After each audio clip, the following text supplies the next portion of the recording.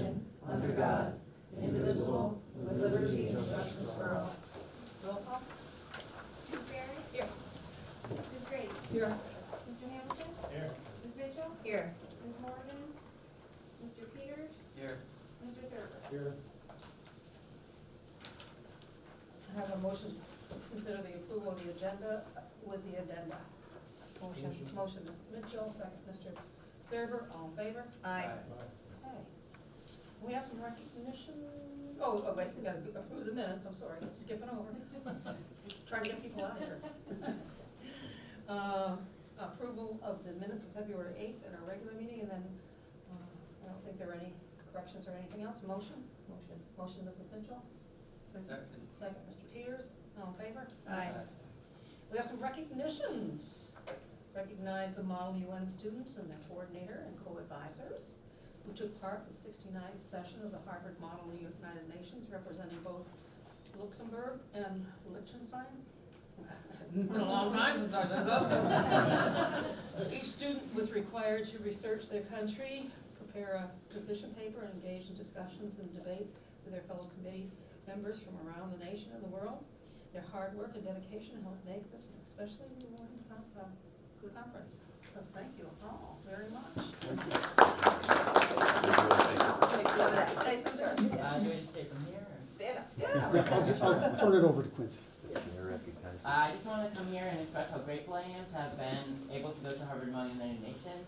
Not only did I get to visit the great city of Boston, but I also got to meet students from across the world that were just as, or more, passionate about Model UN. It was truly an enriching experience to connect and collaborate with the other delegates. Model UN teaches students public speaking skills, how to collaborate and work with others, how to empathize with and understand different views, how to make a strong and supported argument, and helps them to understand the impact of international issues and how the world works. I 100% believe Model UN is the best and most useful extracurricular here at Peru, and that Harvard Model UN is the highest extension of this. I hope future students will enjoy the conference as much as I did. Thank you. And your name is? And we had Mr. McCormick, and who else were?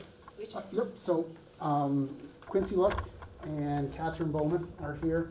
We only had two more, Emily Stetson and Elaine Curran.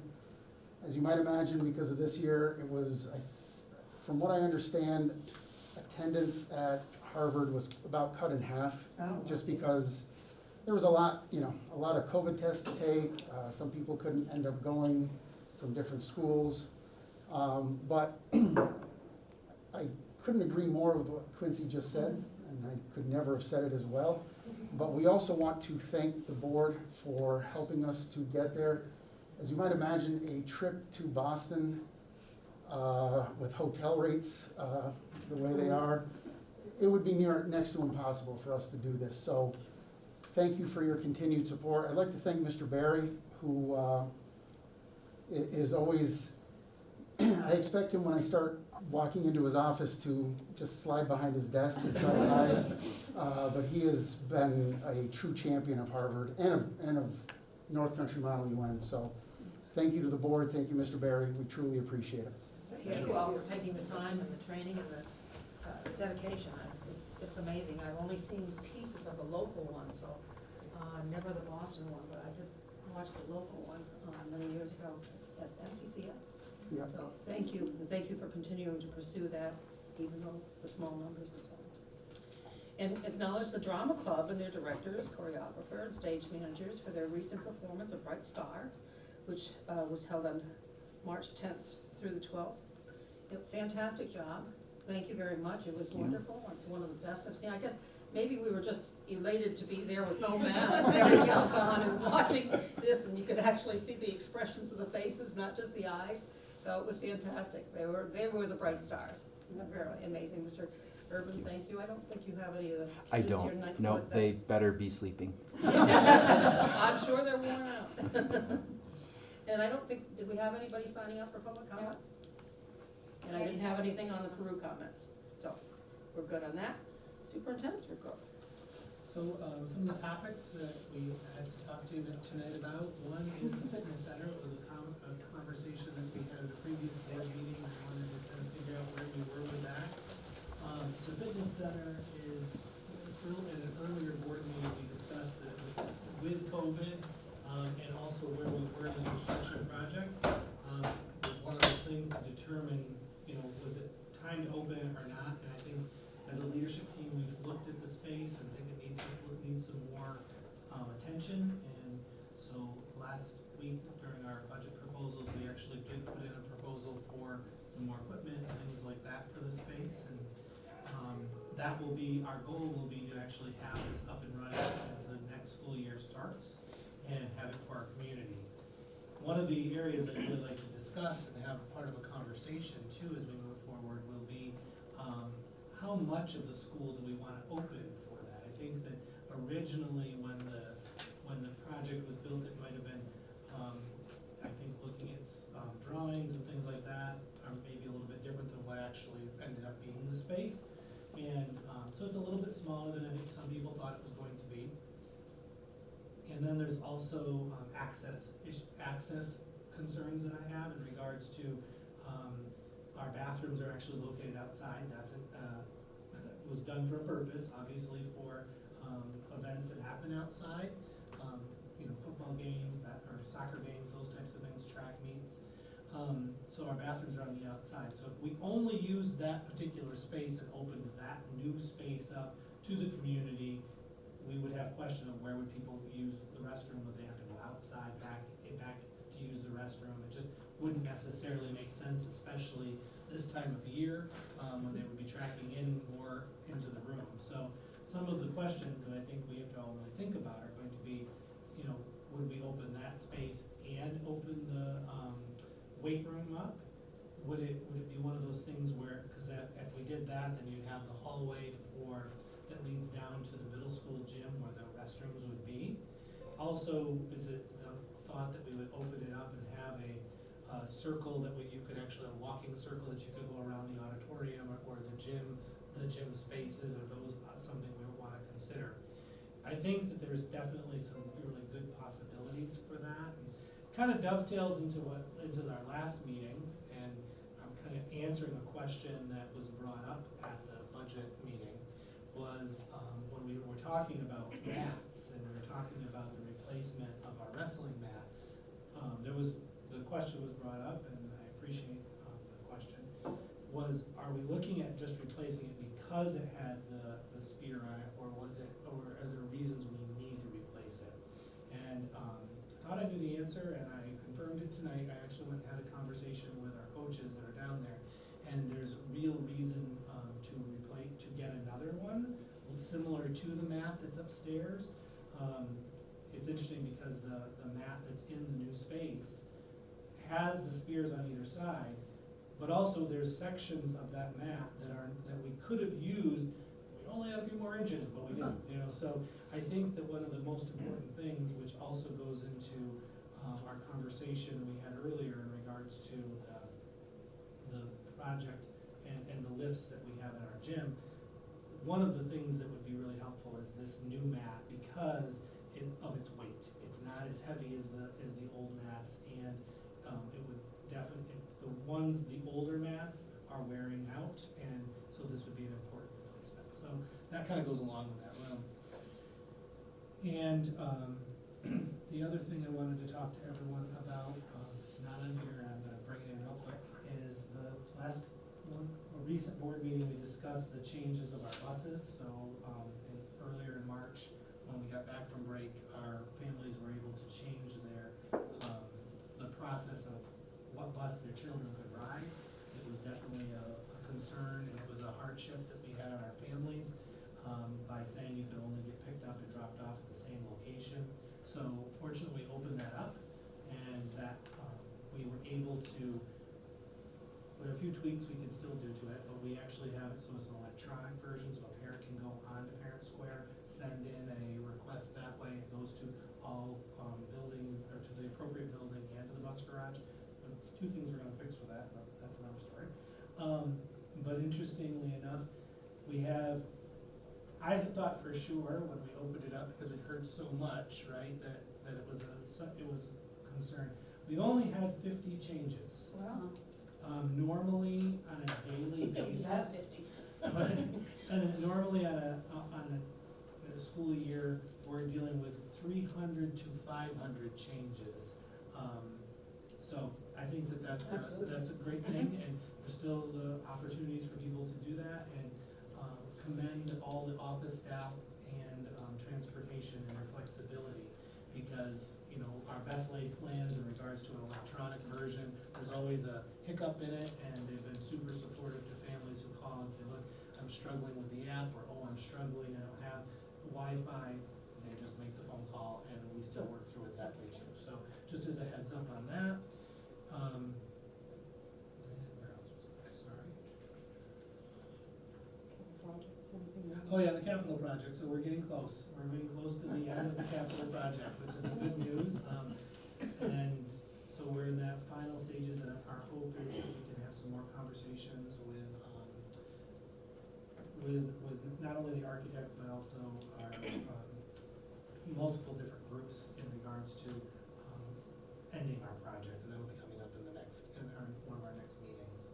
So I will say to you things like some of the final pieces that have been put into place on the capital project, some of the things we've been waiting for are coming in regards to doors. Doors were a big problem, and the intermediate cracker box doors, which was a safety reason that they were changed, those have been replaced. And when I first saw them, I'm like, oh, I don't know if I like them, but they actually look great now. So they did a beautiful job. And then when they were first being put up, I'm like, I don't know, I don't know if I like it as well, but they do look very nice.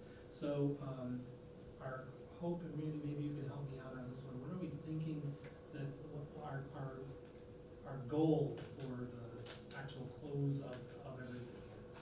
So, from a financial standpoint, we need to close the project by not later than June 30th, but it has to be done well before that, to ensure state aid, building aid for next year. So that's kind of hard, fast. So the good news is we'll be there, so just so you all know that. So that's where we are with the superintendent's report. Locals, mass. Oh, yes, I obviously I don't read what's in front of me. So one of the other things that was it kind of also was brought up at the last Right. meeting in regards to budget proposals, and that was a concern in regards to the historical Preserving component of the it, history. and then also we kind of got brought up when we were talking about the banners in the gym. So after looking at those banners in the gym and having conversations about the banners, there's a lot of reason to keep them as is and then add to them, so that the years that we were the Indians can stay. And then what we're also doing, just so you're aware of this too, so I was kind of touting about how we did a great work in the lobby area in regards to trying to update some things, but that also can be perceived as like you got rid of some things that need to stay in regards to history. I'm working with a committee of people in the high school, middle school in regards to what are some things we can showcase of the history and the transition to the Nighthawks. So I think that that's an important thing. We've earmarked a case right in the main lobby that will be the history. It'll be an opportunity for us to show. We were talking about everything from yearbooks that have gone, some of the very first yearbooks in Peru, when we were not only the Indians, but we were the Owls and different things. And then also using that particular space as an opportunity to showcase some of the accomplishments of Peru from when they went to the Macy's Day Parade, when they won the championships, those types of things. And we'll use some of the multitude of clippings that we have from the newspaper and those types of things in this particular case, as well as uniforms and some of the actual trophies and things like that. So it's going, if anyone's ever read or seen the I Spy books that are jammed full of things to find, this is going to be a jam-packed history lesson for our community, and a place where people can feel proud that, you know, we may be the Nighthawks now, but we were the Indians, and it will give that whole transition. We're also working with some of our teachers to help us write something that talks about the transition and keeping it that way too. So Good, thank you. I think that really came out of our meeting last time, and I think that's really helpful. Appreciate you taking Thank that. you. Okay, superintendent search. We did meet with, Dr. Davy and I met with the committees last week, And I think there's some confusion, I wanted to make sure it was clear, and maybe we could put this out to a message. The board reviewed the applicants, and 3 were complete, but only 1 candidate met the standards set by the board and the information gleaned from the community survey. We've asked the search committees to continue with the interview process on the 21st and have a discussion with the candidate. On the 22nd, the board will meet with the candidate and receive information from the committees from their sessions. The sessions are meant to guide the board and the candidate on priorities for the district and establishing goals as we move through the steps of appointing our superintendent at the April 12th meeting. We feel we must adhere to a confidential process until the appointment is made. So that, I think there's some confusion to say that we had 3 candidates and inferred that possibly we were interviewing 3 candidates. No, we had 3 applicants, and only 1 candidate met all the standards that we were looking for and what the community asked us to look for. Okay, thank you. Peru Association of Teachers, I don't see anybody here from Peru Association of Teachers. They're not here tonight, they want to let me know that they are sorry that they're not here, but they actually have another meeting. Okay, good. PAT meeting tonight. Okay. Administrator reports. So this is Rabideau, she's gonna Yep. share our student services handbook and some of the things she's working on with us. Okay, so thank you everyone for the time to speak tonight. First, I'll just give you a brief reminder of who we are in student services, often referred to as special education as well. So here at Peru, we service about 370 students with a disability through IEPs. That would be ages 5 through 21. Then we have about 50 students that are ages 3 through 5 that we service through preschool IEPs. And we have about 80 students that we service through 504 accommodation plans. So, and you'll get a detailed report at the end of every school year of exactly these precise numbers, but they fluctuate so much that right now I'm just kind of using some rounded numbers. To service those students, I have 28 special education teachers. We have 18 service providers, which would be psychologists, speech therapists, occupational therapy, physical therapy, BCBA, that type of work. We have 14 teaching assistants, and we have 38 aides. So as you can imagine, it is quite a big program that operates throughout the district, across the campus. And so when I first came here, back in December 2019, one of the first things that I started to do was put together, how do we do things here in Peru? Because it works a little differently in every district. And for me, I like to know the procedurals of it, and I like to have that written down so that people can access it. And so as I started to put that together, and then of course, COVID hit. So this kind of went to the side for a couple of years, but we brought it back right out lately. And so I would like to thank Kelly Porter, Laura Pupor, Casey Snow, and Audrey Crissetti, 4 of our PAT members that assisted me in reading through this handbook and making sure it goes with, and Michelle Duval, excuse me, and making sure that it goes with what they believe is the procedures and how we get things done here at Peru as far as student services works. So I appreciate their time for that. So basically what I did is it's an electronic handbook because it's in a drive, so that way people can access it, of course, from everywhere. I think you're all familiar with accessing in the drive now. If you know Mr. Storms, of course you are. So, let me see, do I just scroll? I'm jumping way ahead. So, we have just launched the handbook, and I'll just talk a little bit about what I have in each place. So, I think I skipped one. There we go. So, we know how education really likes its terminology and its acronyms, and there is nothing better than a new good acronym, just to throw it out there. So that is one of the first things that can be very confusing when you enter into special education, because there is a ton of vocabulary to learn. So I thought one of the first things I want to do is get some definitions out there for people so that it's easy when you're coming to the table and when you need to have that conversation, well, what do we mean by talking about that? So one of the first pages that I did, and the board does have access to these pages if they are interested in reviewing them further. However, for our purposes tonight, I'm just going to kind of condense it a little bit for us. So one of the first pages is about the definition. What does New York State say special education is and special instruction is, and how do they want it to function? So, and then within special education, we are to classify students in one of 13 categories in order to create their IEP. And what that means is when we're sitting there, we have to say, what is most impacting this child and preventing this child from getting their education, okay? Most of the students here in Peru are classified, or our main classifications, I should say, are learning disability, speech language impairment, and OHI. What's OHI? We'll do that one. So OHI is other health impairment, and typically that is for a student that has attention and focus concerns. All right, so going through those different 13 classification categories, I just have, you know, the state definitions listed there for people to access, and then I think it's at the top or the bottom, there's the website that they can go to if they want to learn more about each of these definitions, classifications, and what New York State says about special ed. So trying to get people the basics that they need, and then the resource if they want to go further and learn more about special education. So that's one of the areas that I've looked at. Another one is, I'm going to talk about programming and information, because we can throw out a lot of information about program. Is it self-contained? Is it co-teacher? Is it consultant? Is it 811? Is it 15-1? Is it 12-1?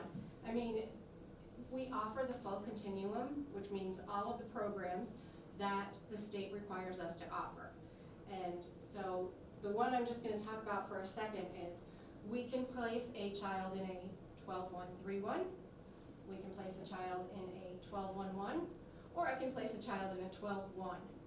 And what's the difference between each of those? And what do they mean? So if I'm placing a child in a 12-1-3-1, that means there can be 12 students for one teacher, and for every 3 students, there's at least one aide. That's the minimum standard. Students in that program are multiply disabled. They probably have some medical needs and require a lot of individualized assistance and care in a day. If I place a student in a 12-1-1, that student probably has some intensive learning needs and probably some speech language needs as well, maybe even some occupational therapy and physical therapy. If I place a student in a 12-1, that is actually how New York State calls our co-teacher program. And so that's a program where we have the general ed students mixed along with the students with an IEP. They're all working together. There's a special education teacher in the room, and then there is the general education teacher in the room. So I just thought talking about what each of the programs means would be helpful for people when they're trying to understand why we're putting a student in a particular program, because it can get pretty confusing pretty fast, especially if it's a 12, right? So there's more paperwork on that. Information and terms. So this one I think is also kind of interesting, just trying to really just some of the common terms that we throw out at the CSE table or amongst our group when we're talking.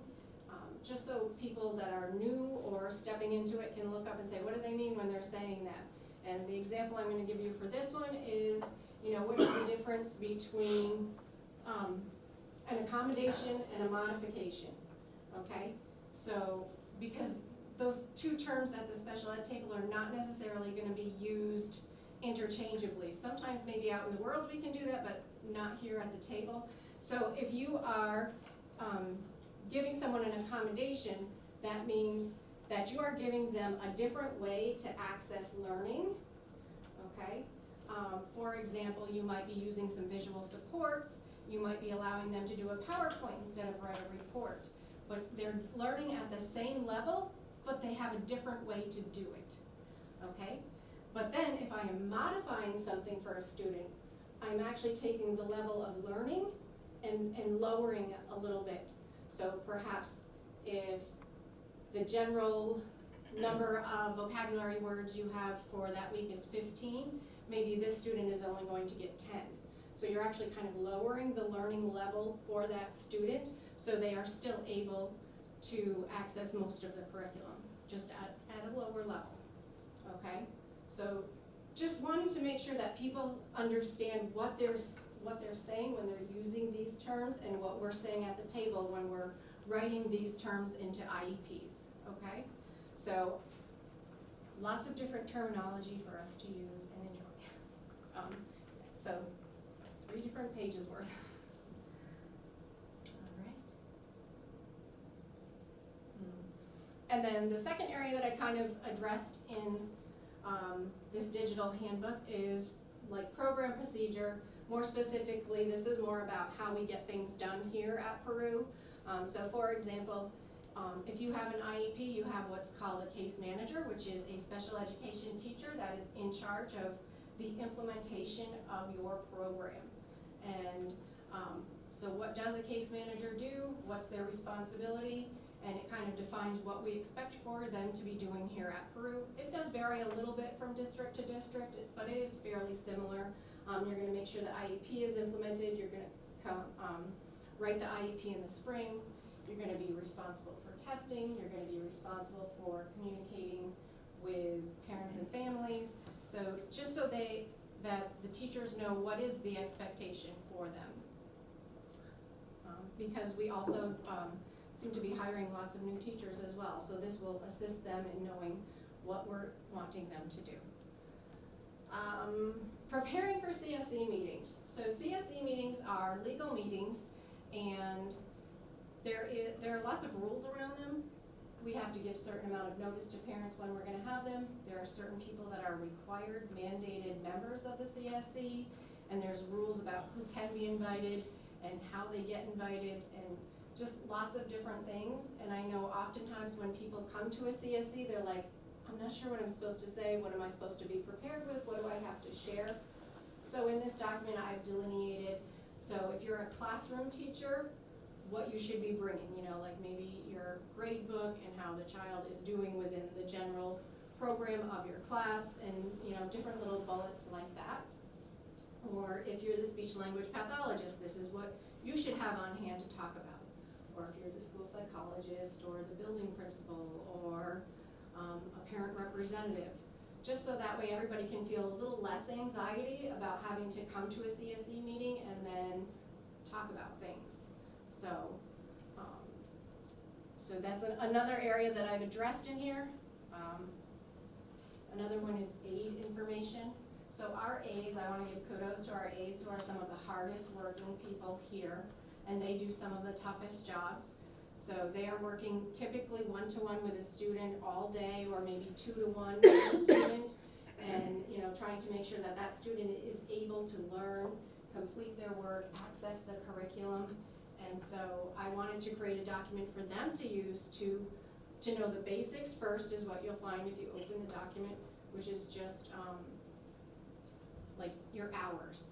How do you sign in at the office? How do you fill out your timesheet? Who should you call if you're sick? Those kinds of basic information.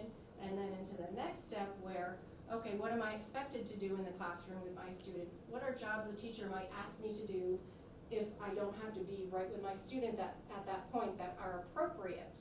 And also, I added in some tips for de-escalating a student that seems to be getting agitated, because they're our first line of defense for our students that struggle with being back in school after COVID full-time.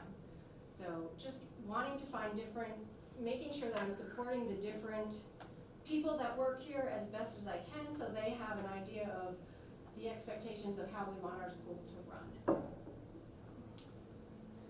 The others I have on here: crisis intervention, behavior management, section 504.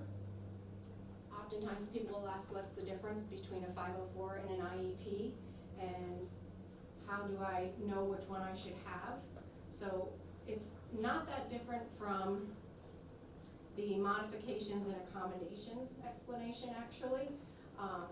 So when you have a 504, what we're doing is we are eliminating obstacles for you to access your curriculum.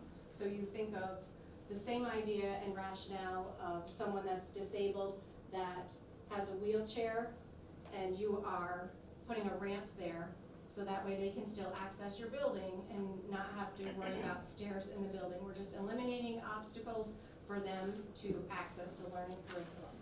And then if you have an IEP, there's a little bit more to that. We're changing things within the program so that you can access the curriculum. And we're providing you different services as well, okay? So, just a little food for thought there.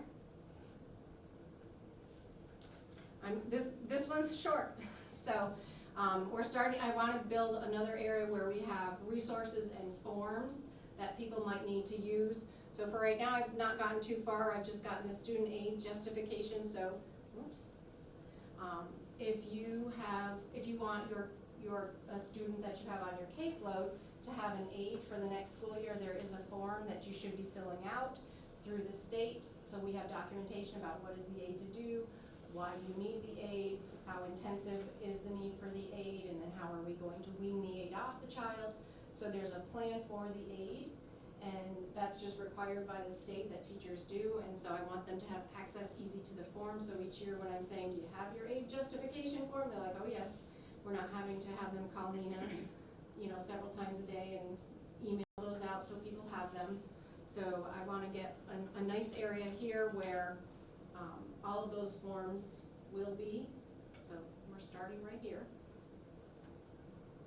And then I think, things are coming along very well in the special education department. So I'd like to just give kudos to the teachers and the service providers for working with students and creating IEPs and attending meetings. There's certainly a lot going on at this time of year, and it is a big responsibility to know that it is your annual review day and you're gonna have a number of meetings on all of your students to make sure they've got a plan for next year. So I appreciate all of their hard work. And kudos to Crystal and Nina, who run everything behind the scenes so that we can have these meetings successfully. So that's basically what we're doing in student services, and just a quick overview for the digital handbook, which I'd be happy to go into further if you wanted, or if you had any questions. So. I went into the handbook and I just saw like 14 different pieces. You put them into categories. A suggestion might be to have that table of contents with those categories to link. So if I want my age justification, it links to the page. I would love to get there. Yeah. That's a goal. So when I went in looking for a handbook, I saw 14 different, I did read them. Oh, good. Yeah, when the link went up this afternoon, I was looking for some kind of a handbook, but I saw the 14, I think there are 14 different files with all the explanations that you just gave us, but that would be a really, Absolutely. Yeah, I need to get it better organized, I just haven't quite gotten that far yet. Right, but look at that link, table of contents, so if you have forms, those two things, they link right to that one form. One of the things I think is so important too about this process is, Shannon mentioned it, that we have so many new staff members, and I think back to when I first started teaching in the Watertown City School District, you really didn't have that type of a resource to be able to go to determine what was the expectation of a CSE meeting, because every school does it a little bit different. So I think this was a great, Shannon and I had a conversation about it, and unfortunately for us, she'd already started those things, and I think this is a great resource for our new teachers as they come in, so.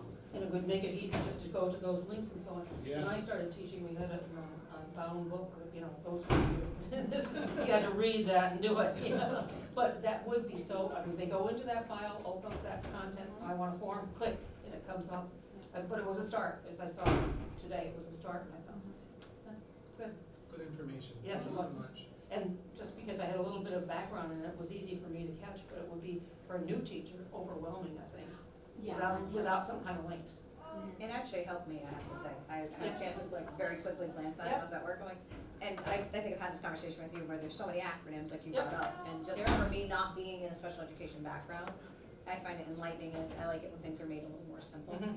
But that way you can also encourage other people to say, why are we having, what is special education? I think we can having that available is a great resource to link towards just everyday people that aren't necessarily in education.